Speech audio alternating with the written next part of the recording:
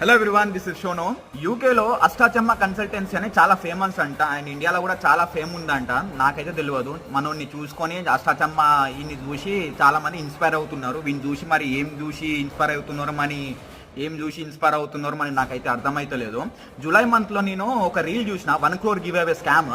1 crore ఎట్లా ఇచ్చిండో నాకు లెక్కలు కావాలి, ట్యాక్స్ కావాలి, అన్నీ కావాలి. 1 crore వీని దగ్గర ఎట్లా వచ్చినా నాకు కావాలి. అండ్ పోరాలని ఎందుకు ఆడుకుంటాను ఇక్కడ లైఫ్ ఇక్కడికి తీసుకొచ్చి ఎందుకు ఆడుకుంటాను?